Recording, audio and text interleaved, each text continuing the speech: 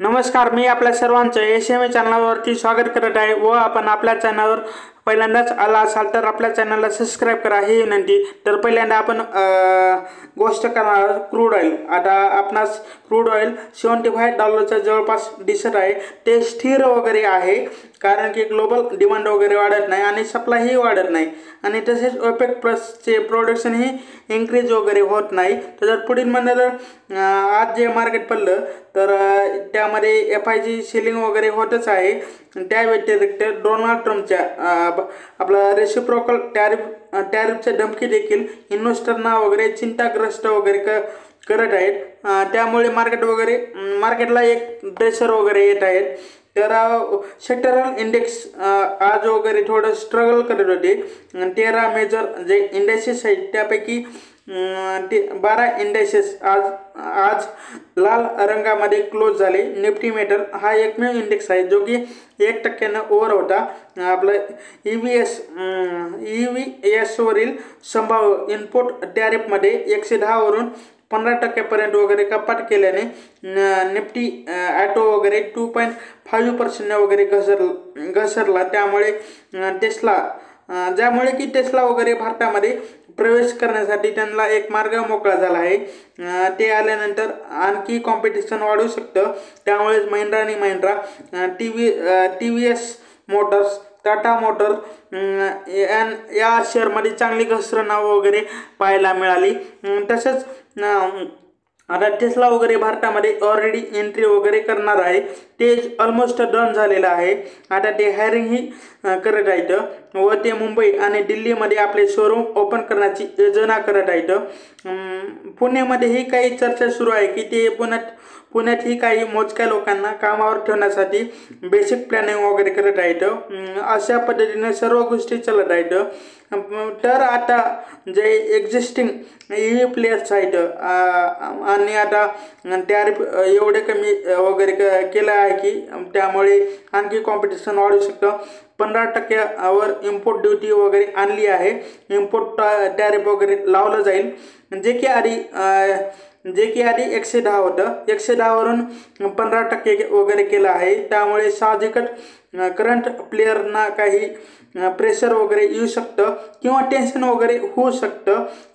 त्यामुळे आता टाटा मोटरने वगैरे काही स्पेशल बेनिफिट वगैरे जाहीर केलेले आहेत त्यांच्या विद्यमान ग्राहकांसाठी आणि न्यू EV बायर्ससाठी। हे इंडियामधील एक बिगेस्ट EV प्लेयर्स आहेत। त्यांचा EVमध्ये प्रेझेन्स चांगला आहे। त्यात आता त्यांनी बेनिफिट वगैरे देणार आहेत। ते 50,000चे एक्सचेंज बोनस वगैरे दिलं जात आहे ऑलरेडी। चार्जिंग नेटवर्कचं फ्री ॲक्सेस वगैरे देत आहेत। ते फ्री होम चार्जेस वगैरे देत आहेत। त्याचप्रकारे आता टाटा मोटर आणखी काही बरेच फायदे वगैरे देणार आहे कस्टमरना, प्लॅनिंग टू गिफ्ट। आणि हे जे आपलं मार्केट शेअर आहे ते मेंटेन ठेवण्यासाठी हे करत आहेत। आणि असे डावपेच वगैरे मार्केटमध्ये होत राहतात कंपनीजकडून, basically hold the market share.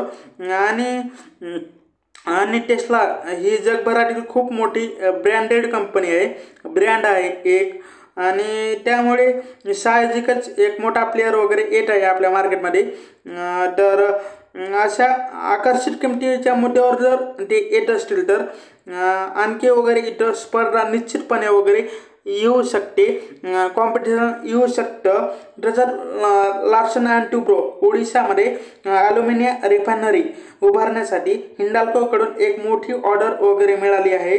तर L&T चा एक मिनरल्स अँड मेटल्स वर्टिकल आहे। त्या अंतर्गत ऑलमोस्ट 2,500 ते 5,000 करोडची लार्ज ऑर्डर वगैरे त्यांच्याकडे वगैरे आलेली आहे। तर त्यामध्ये त्यांना engineering, manufacturing, supply, construction, installation ह्या सर्व गोष्टी या म्हणजे या वर्टिकलमध्ये L&T वगैरे करत असते. ह्या मिनरल्स अँड मेटल्स सेगमेंटमध्ये त्यांना काम करायचं आहे हिंदाल्कोसाठी. तर पुढील मंडळात मिनिस्ट्री ऑफ डिफेन्सचे एक नोटिफिकेशन वगैरे आलं आहे. त्यांनी एक 1220 करोडच्या वर्थचे एक कॉन्ट्रॅक्ट वगैरे त्यांनी वगैरे दिलं आहे to Bharat Electronics. 149 software defined radios जे आहेत जे की इंडियन कोस्ट गार्डला वगैरे पाहिजे त्यासाठी हे ऑर्डर दिली आहे. त्याची व्हॅल्यू वगैरे 1220 करोड आहे. तर हे त्यांना वगैरे आता नवीन प्रोजेक्ट वगैरे मिळाला आहे. आणि डिफेन्स सेक्टरमध्ये सध्या जास्त ऑर्डर वगैरे ह्याच क्वार्टरमध्ये म्हणजे 4 क्वार्टरमध्येच वगैरे येत असतात. त्याच्या पुढे म्हणलं जे रिलिगेटर एंटरप्राइजेस लिमिटेड रिलिगेटेड एक कॅपिटल मार्केट कंपनी होती. त्यांच्याकडे बऱ्याच समस्या वगैरे होत्या. ही कंपनी ब्रदर्सची कंपनी आहे म्हणजे 2 भाऊ मिळून चालत होते. येथे भरपूर काही चॅलेंजेस आहेत. गव्हर्नमेंट इश्यू ही अनेक राहिली आहेत या कंपनीमध्ये. पण आता अर्बन ग्रुपने वगैरे खरेदी केले ज्याची ओनरशिप वगैरे डाबरकडे आहे. डाबरला जी फॅमिली वगैरे मॅनेज वगैरे करते ती फॅमिली आहे आपला बर्मन फॅमिली वगैरे मॅनेज करत असते. तर त्यांनी आता आपलं एलिगेटर चे कंट्रोल ॲक्वायर वगैरे केलं आहे. त्यांच्याकडे 4 एंटिटीज आहेत. एक फिनमार्ट, पुरण असोसिएट, आपलं VICC एंटरप्राइजेस, मिल्की इन्व्हेस्टमेंट वगैरे. आता हे रिलिगेटर वगैरे प्रमोटर वगैरे बनले आहेत. तर हे मला वाटतं की 18 महिन्यापासून हे चालूच होतं. काही केसेस वगैरे चालत होत्या पूर्वी.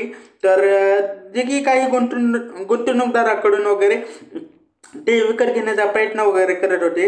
आणि त्यामध्ये ते नंतर काही ओपन ऑर्डर वगैरे त्यांनी ठेवली होती.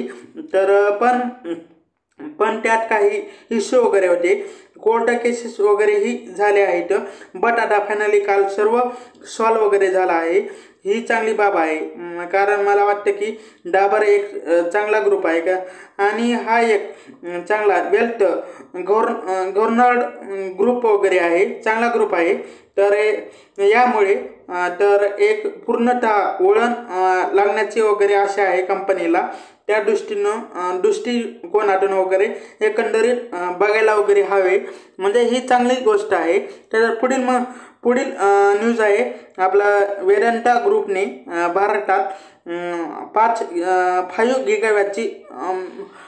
Gigawatt of nuclear power capacity निर्माण करण्यासाठी ग्लोबल कंपन्याकडून बिट्स वगैरे मागवलं आहे.